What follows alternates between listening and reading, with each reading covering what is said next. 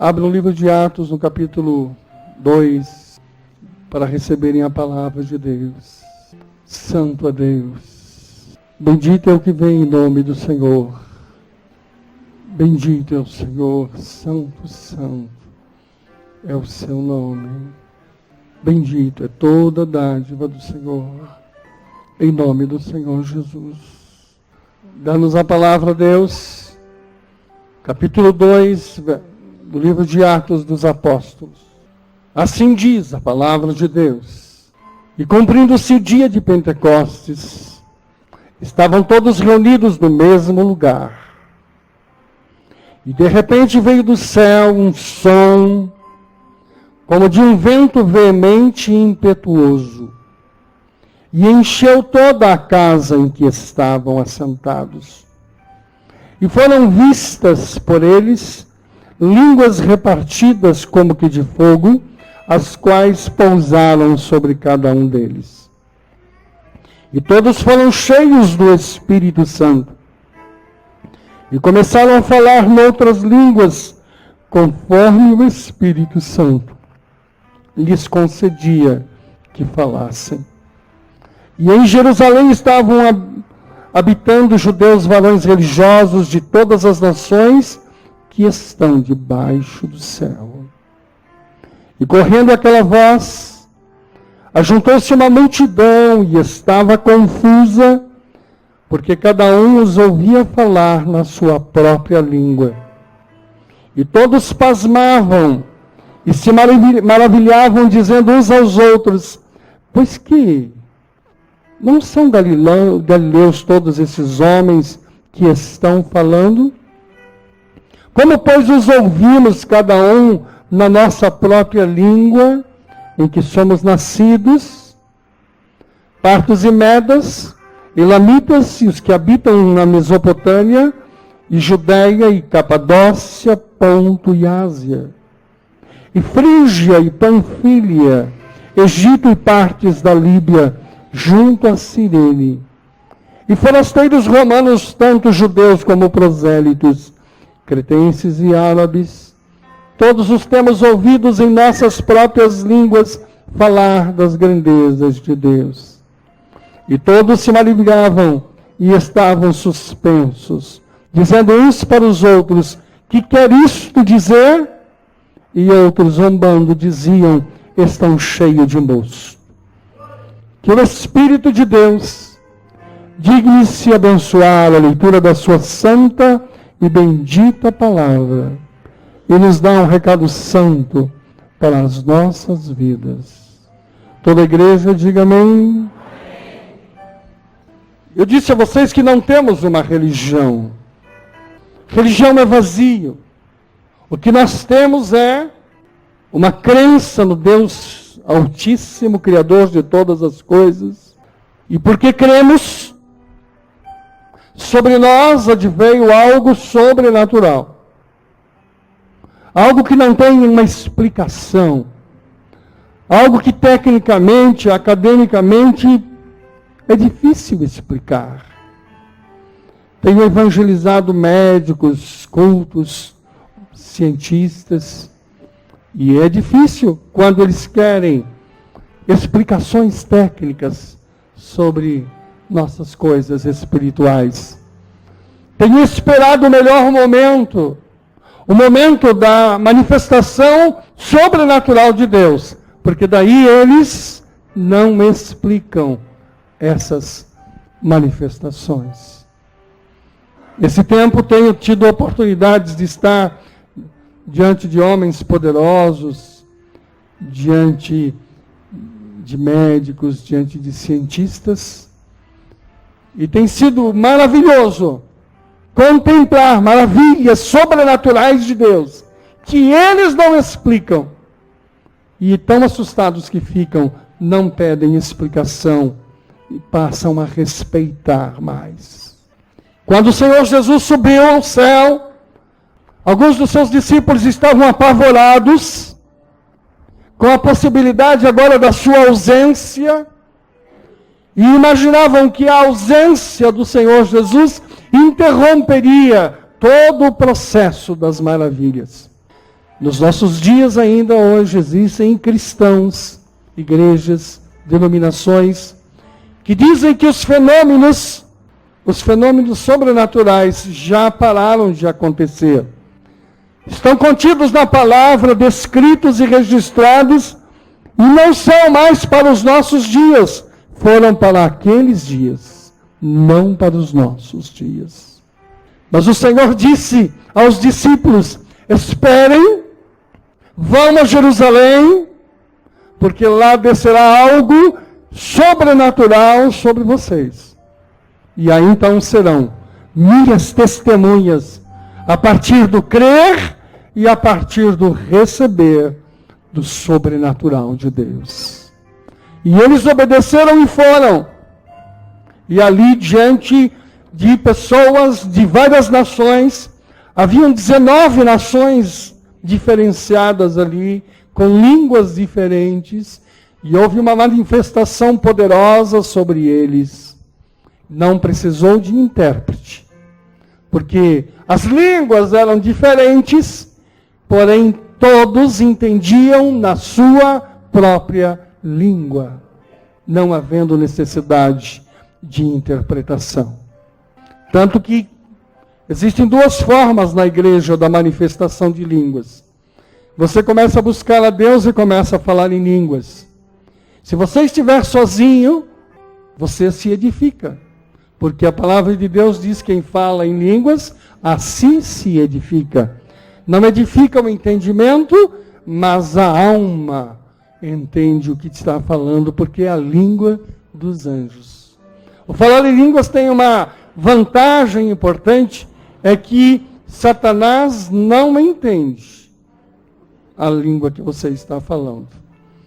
Alguns dias desses estava presente num determinado lugar e ali havia um cientista, um jovem, e ele falava todos os idiomas da terra, todos, qualquer um. E ele dizia, em qualquer idioma que você falar, eu interpreto. Eu dei risada assim no meu coração. Eu disse, ele não sabe de tudo. E numa das orações, nós colocamos a mão sobre o peito dele e começamos a orar em línguas. E ele disse, pastor, eu não sei que língua você está falando. E eu disse, nem você, nem todas as entidades que você conhece, nem todos os demônios que existem na terra interpretam aquilo que eu estou falando, porque falo a língua dos anjos. Por isso o Senhor deixou para nós a língua dos anjos, porque o diabo chega até a entender nossa língua, nossas atitudes, nossas estratégias, mas ele não entende a língua dos anjos de Deus. Mas existe uma estratégia. Se nós estivermos em culto e alguém começar a falar em línguas, tem que levantar um intérprete. Por quê? Porque senão alguém passa na rua e vê as pessoas falando em línguas e diz, aí tem louco. Falam em línguas e ninguém interpreta. Vocês ouvem falar línguas aqui dentro, mas é por pouco tempo. Se demorar um pouco, eu digo em nome de Jesus, haja intérprete. Se não houver intérprete, e eu não tiver a interpretação daquilo que está dizendo, eu digo à pessoa que está falando em línguas, em nome de Jesus, pare. Porque o Espírito é sujeito ao profeta. Para que não haja confusão, porque Deus não é Deus de confusão. Mas naquele dia, todos falavam em línguas. E não precisou de intérprete, porque todos entendiam aquela língua estranha na sua própria língua. Foi algo maravilhoso. O poder de Deus não é coisa que você compra. O poder de Deus não é coisa que você adquire. O poder de Deus não é coisa que você busca nos compêndios, nos livros. O poder de Deus é graça pura do Senhor sobre nossas vidas. E eu dizia num culto de quarta-feira aqui, Imagine você ir a um poço artesiano e buscar água. Você põe lá uma bomba com uma manivela manual e você fica buscando água, buscando água, buscando água. E lá um tempo, de tanto você usar aquele pêndulo da bomba, você atrai água e bebe água. Às vezes de mais, de menos, demora mais ou menos. A graça de Deus não é assim. A graça de Deus é um poço artesiano que jorra com todo o poder, vindo de forma poderosa sobre nossas vidas, forte, abundante. A graça de Deus derrama sobre nós e produz em nós mudanças fantásticas na nossa vida. Eu quero dizer nesta mensagem 3 coisas principais que o poder do Espírito nos traz. Esse copo que está aqui, eu posso dizer que ele contém água. E contém. Posso até beber. Mas eu não posso dizer que esse copo está cheio de água. Eu não posso dizer que esse copo está transbordando de água. Ele tem água. A palavra de Deus diz: ninguém diz Senhor, Senhor, se não for pelo Espírito de Deus. Você, para vir aqui, você veio pela influência do Espírito de Deus, pela voz do Espírito de Deus. Nunca diga a ninguém: você tem o Espírito Santo? Eu não sei se tenho. Você tem o Espírito Santo. O que talvez você não seja, esteja em plenitude do Espírito Santo. Quando o salmista diz: o meu cálice transborda, ele quer dizer, o Espírito Santo derrama sobre nós. Mas nunca diga que você não tem o Espírito Santo. Alguns irmãos não tiveram o dom de língua, o dom de profecia. Mas você nunca vai dizer: eu creio em Deus, se não for pelo Espírito de Deus. Todos vocês têm o Espírito de Deus. Diga assim: eu tenho o Espírito de Deus.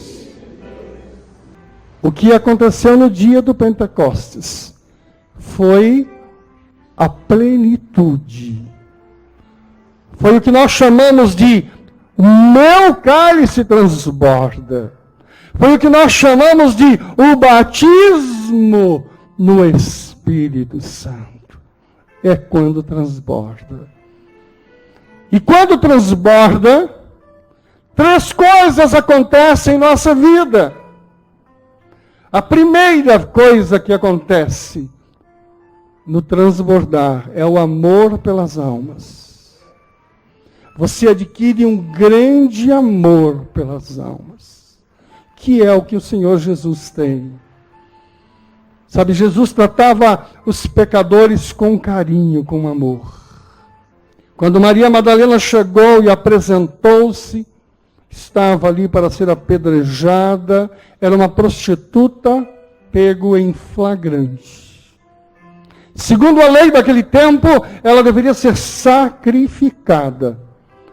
No entanto, o Senhor, na sua sabedoria, não a julgou como tal e impediu, pela sua sabedoria, que fosse apedrejada, transformando aquela mulher em abençoada. O acompanhou durante toda a vida. Todo o tempo que o Senhor Jesus andou sobre a terra, aquela santa mulher, não prostituta, mas remida, estava ao lado do Senhor Jesus. Ele tinha amor pelas almas. O Senhor, quando dizemos assim, Jesus te ama, parece tão vulgar, não é, porque o amor dele é imenso por você. Ele ama o aidético, ele ama o enfermo mais moribundo, ele ama os presidiários mais terríveis. Ele não ama as atitudes, mas Ele ama as pessoas, as almas, os seres. A primeira grande coisa que você recebe é isto. É uma vontade imensa, uma ousadia imensa, uma coragem imensa de falar deste amor e de salvar as vidas. Se você não tem vontade de falar de Jesus, se você não tem vontade que o teu vizinho, que o teu filho, que o teu parente, que o teu pai alcance a mesma verdade que você alcançou, o teu cálice pode ter Espírito Santo, mas está longe de transbordar. Quando está transbordando, você olha para o teu filho e diz: Deus, eu quero a salvação do meu filho. Deus, eu quero a salvação de meu pai, de minha mãe. Eu quero a salvação da minha casa. Porque passa a ser para você algo tão importante quanto a sua própria salvação. Se você ler o texto na sequência do capítulo 2, no versículo 14, Pedro, porém, pondo-se em pé com os 11, levantou a sua voz e disse: varões judeus e todos que habitais em Jerusalém, seja-vos isto notório e escutai as minhas palavras.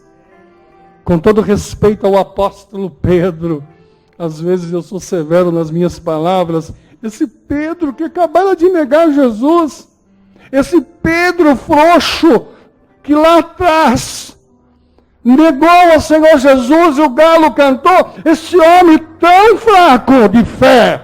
Olha agora, depois do Pentecostes, ele levanta, me ouçam, varões me ouçam, porque eu vou falar. É aquilo que eu falei, a unção do transbordar te traz ousadia e intrepidez.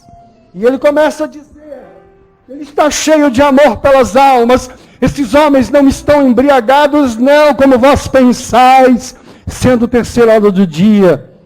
Mas isto é o que foi dito pelo profeta Joel. E nos últimos dias acontecerá, diz Deus, que do meu espírito derramarei sobre toda a carne. Os vossos filhos e as vossas filhas profetizarão, e os vossos mancebos terão visões, e os vossos velhos sonharão sonhos. E também do meu espírito derramarei sobre os meus servos e minhas servas naqueles dias. Olha com que intrepidez ele diz. O sol se converterá em trevas, a lua em sangue antes de chegar o grande e glorioso dia do Senhor. Oh, Pedrão! Ficou corajoso, ficou ousado. Aquele Pedro medroso, do galo que cantou, de tanta vergonha que ele tinha, agora ele está falando com voz grossa, cheio do Espírito Santo. Ele começa a falar com toda a intrepidez. Crente novo, quando não tem ainda o derramamento do Espírito Santo, ele tem vergonha até de andar com a Bíblia. Eu tive isso, eu sei como é que é. E alguém, amigo, diz assim, você virou crente? Não, isso aqui é o livro da faculdade lá que eu estou estudando lá em casa. Passei por isso. Eu tinha vergonha de usar gravata.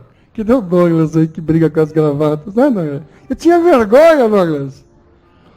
Eu saía da igreja correndo e arrancava a gravata, porque há 40 anos atrás, ser crente tinha que pôr gravata, senão não era. E chapéu também. Quando eu fui consagrado presbítero da igreja, o velhinho Benjamin me chamou e disse: o meu presente para você será um chapéu para a tua cabeça.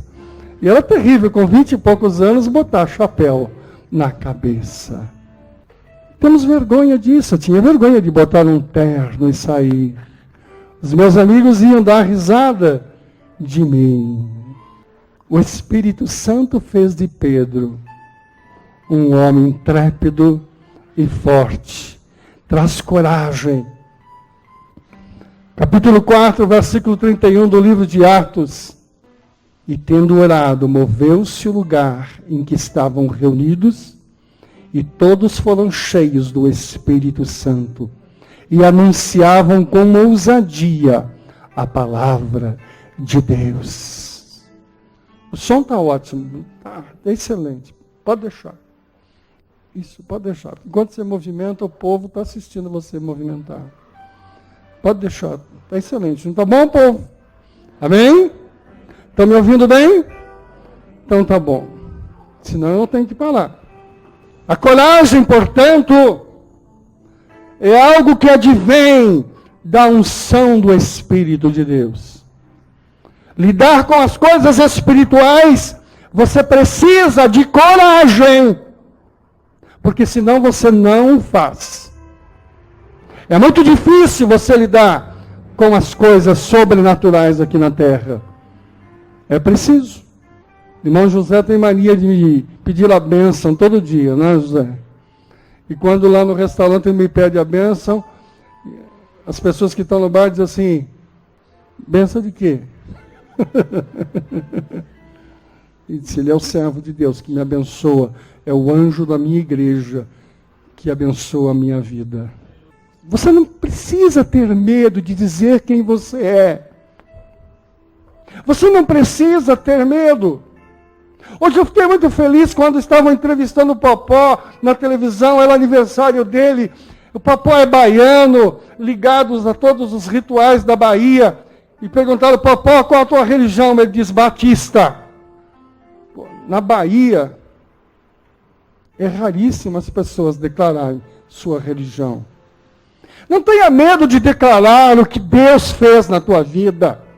Você pode não saber nada a respeito da palavra de Deus, mas você não se envergonhe do Evangelho que te salvou, que te remiu, que te restaurou e que vai te dar vida eterna.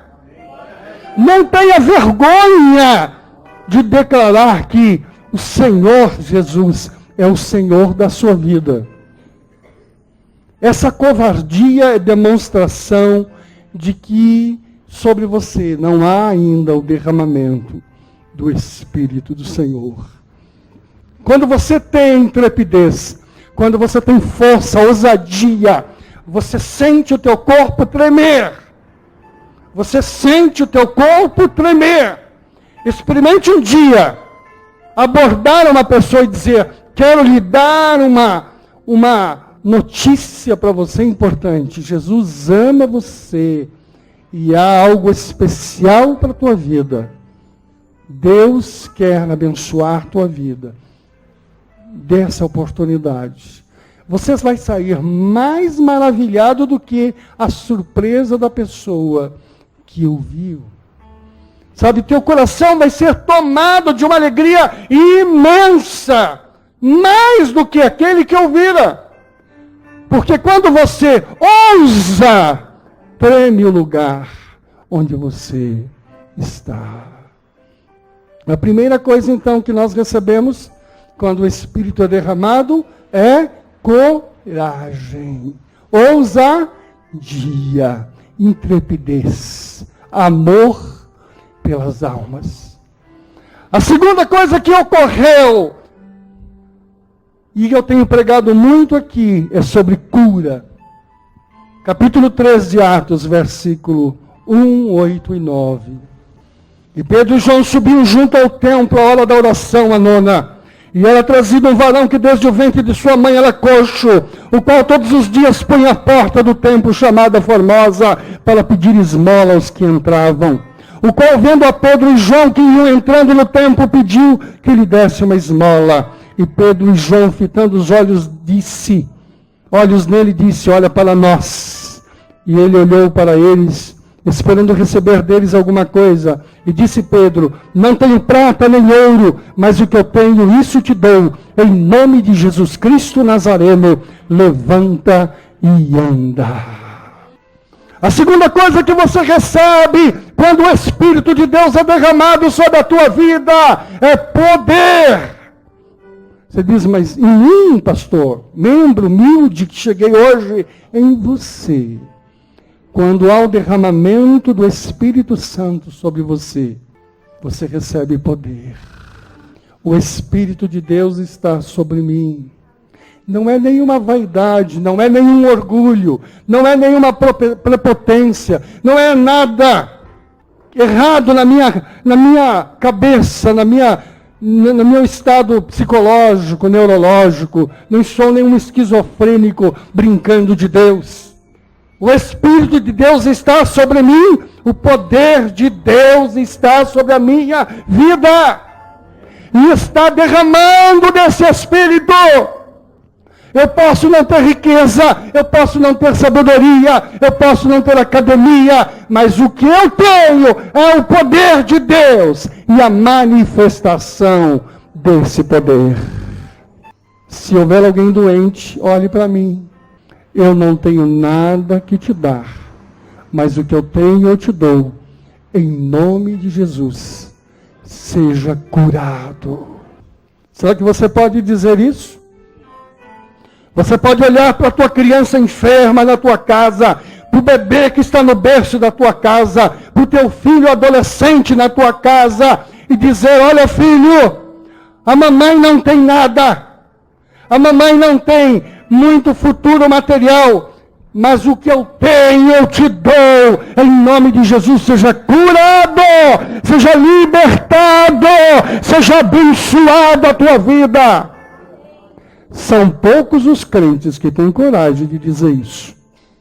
E sabe por que não dizem? Porque não têm convicção de que estão cheios do Espírito Santo. Porque se você tivesse convicção, você falaria e os milagres aconteceriam pelas suas mãos. É que nós ficamos assustados com o que Deus faz. Quando estávamos na nossa igreja, como é que é o nome daquela serva de Deus que veio com você, que tinha problema de visão? Carolina. O dia que a Carolina caiu no púlpito, quando ela caiu endemoniada, cega. Quando ela levantou, os olhos dela abriu, ela foi curada dos demônios e a vista abriu. A primeira tendência nossa é olhar para aquilo e dizer glória a Deus. Sabe, falta de convicção do que Deus faz. Você precisa aprender a acostumar com as maravilhas de Jesus. Você precisa acostumar. E você não se acostuma pela falta do exercício. Como você não tem convicção de que tem o poder de cura sobre você, então você não exercita. A coisa mais difícil que tem é você chegar para um cego e dizer assim, abre o olho em nome de Jesus. A coisa mais difícil é levantar para uma pessoa e dizer, levanta e anda em nome de Jesus. Pastor americano conta a história de que ele pregava e ele via uma pessoa tentando se levantar da cadeira de roda. E com dificuldade ele dizia assim, não é a tua hora ainda. Não é a tua hora ainda. E a pessoa queria levantar e ele dizia, não é a tua hora ainda. E a pessoa querendo andar disse, não é a tua hora ainda. E a pessoa começou a andar no meio da congregação e disse, chegou a tua hora sim, eu é que não tenho fé. Eu é que não tenho fé para ver esta maravilha. Porque é difícil você ter fé para dizer assim, levanta e anda em nome de Jesus. Uma coisa que você precisa aprender em cura, que você vai aprender nessa noite, é que a cura tem um objetivo. Atos 3, versículo 10. O Deus de Abraão e de Isaac e de Jacó, o Deus de nossos pais, glorificou a seu Filho Jesus, a quem vos entregastes e perante a face de Pilatos negaste, tendo ele determinado que fosse solto. E ele está falando exatamente de tudo o que aconteceu, ele está contando a história da cura, versículo 10. E conheciam-no, pois ele era o que se assentava a pedir esmola à porta formosa do templo, e ficaram cheios de pasmos e assombro pelo que lhe acontecera. E apegando-se o coxo que fora curado, a Pedro e a João, todo o povo correu atônito para junto deles ao alpendre chamado Salomão. E aí então, Pedro começa a evangelizar o povo pela cura que havia acontecido com o coxo. A cura que Deus faz tem objetivo.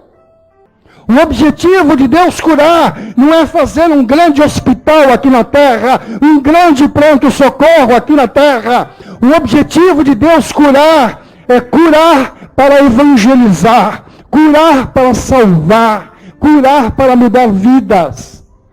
Por isso que muitas vezes você pede para curar alguém que não quer nada com Deus, nada acontece.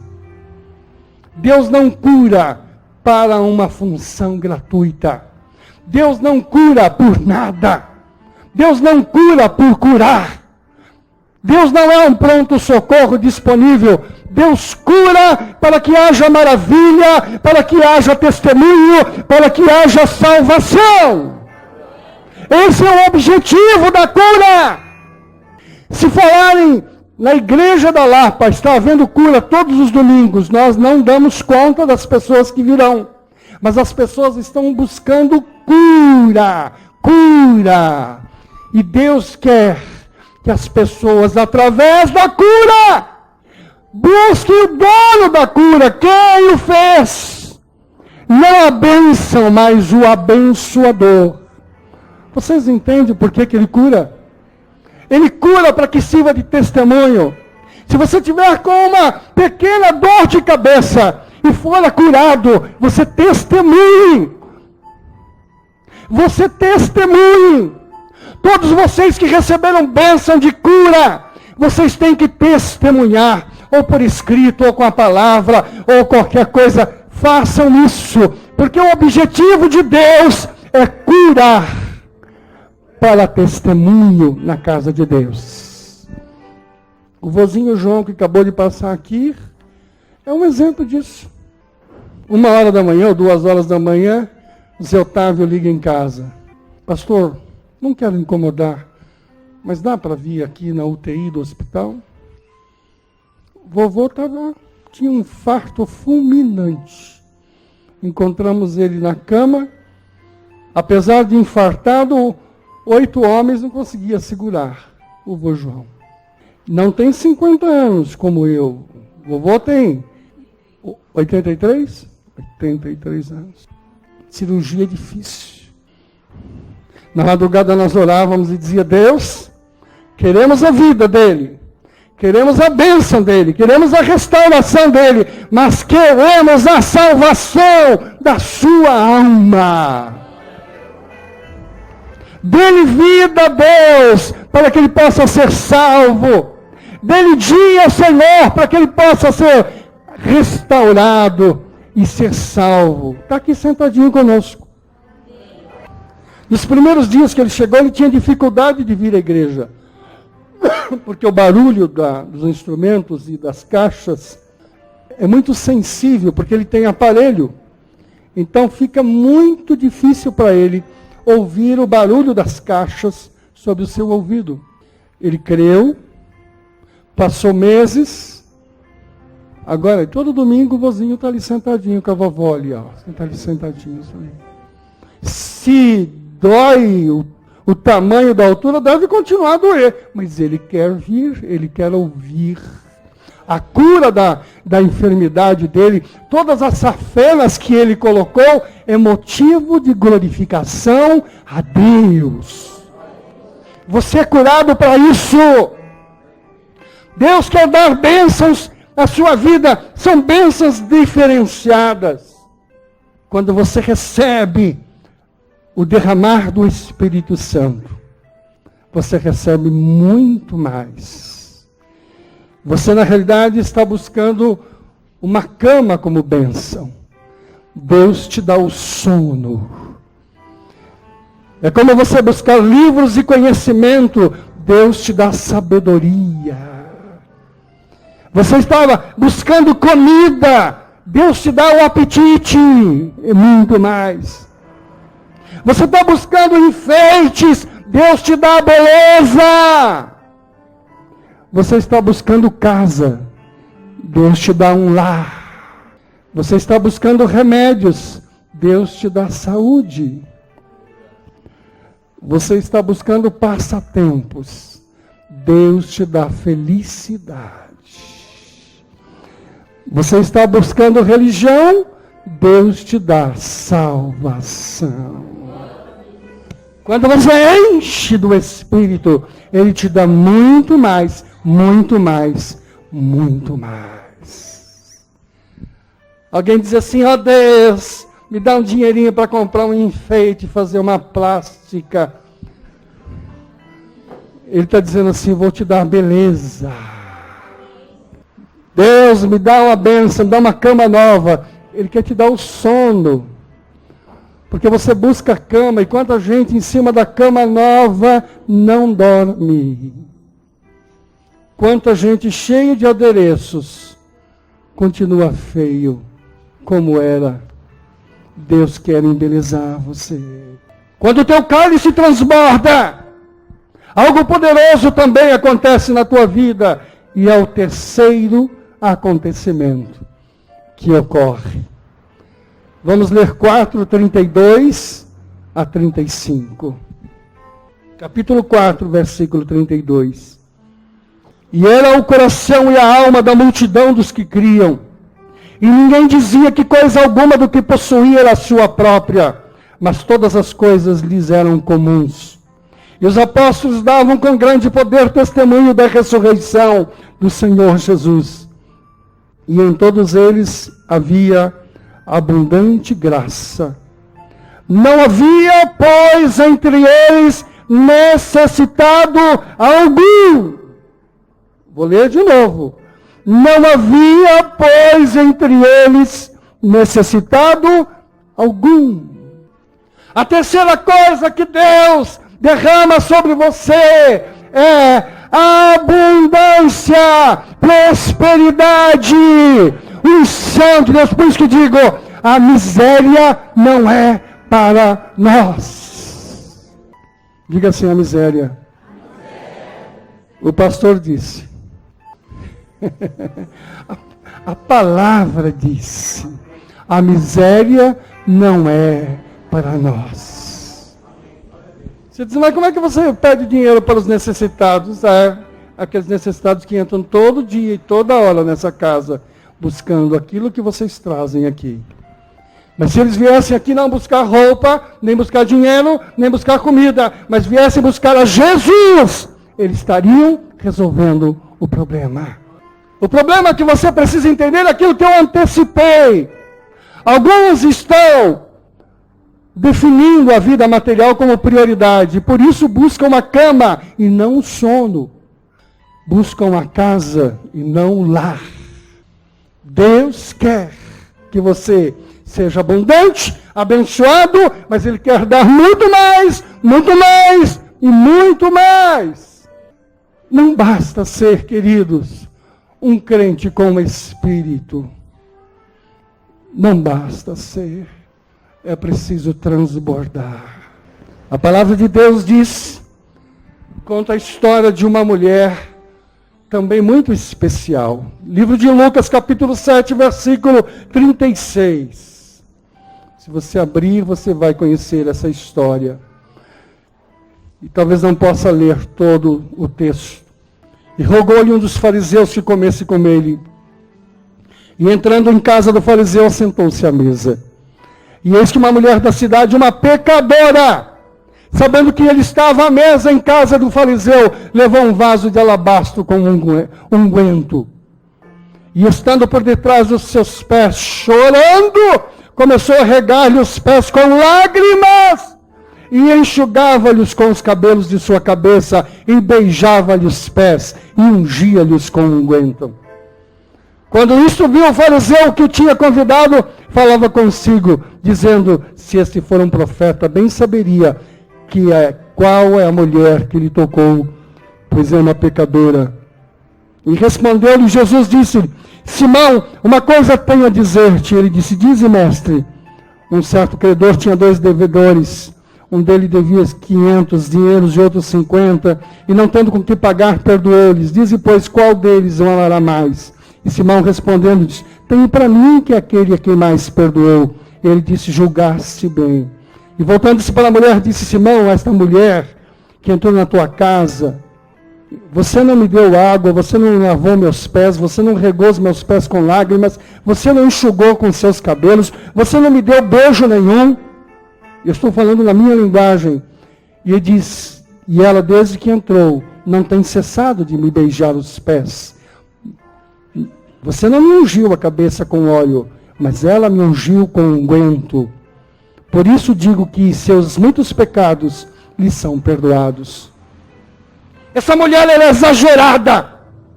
Essa mulher, ela era exagerada. Cuidado com Jesus. Ela era espalhafatosa. Ela extrapolou. E às vezes vejo o Paulinho, cadê o Paulinho? Está aí o Paulinho? Não está aí o Paulinho, né? Eu vejo o Paulinho ajoelha aqui no chão, o Paulinho levanta a mão. Nós temos um querido lá em Guarulhos, como é que é o nome dele, José? Marcelo? Ricardo? Ricardo. Ele está tão feliz, ele está tão contente, que ele beija todo mundo, ele abraça todo mundo e tal, e até alguns ficam assustados com aquele menino Marcelo, de tão espalhafatoso que ele tem. A noiva fica de lado, assim, meio sem graça. Ele é muito engraçado. Ele ama todo mundo. Ele abraça todo mundo e beija todo mundo. E precisa dizer assim, Marcelo, calma, filho, calma. Que tem pessoas que não estão acostumados com esses exageros. Nós nos retemos. Eu dizia de você, Paulo. Eu dizia dos seus exageros.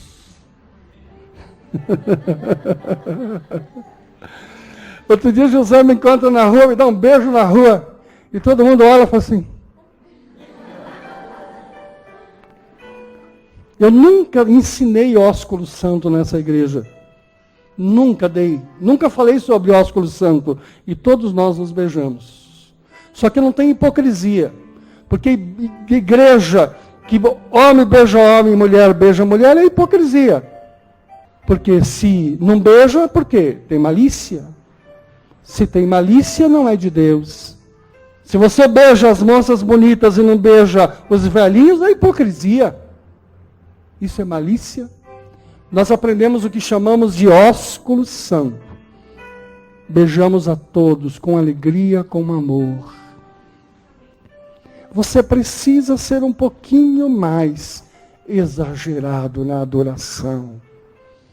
Sabe, você precisa, essa mulher pecadora, o fariseu já estava preocupado com a moral dela. E ela beijou, ela chorou, ela pegou seus cabelos, enxugou os pés do mestre, ela ficou ali e mostrou todo o exagero da sua adoração. Queridos, para que o Espírito de Deus derrame sobre a tua vida, é preciso que você seja um pouco exagerado.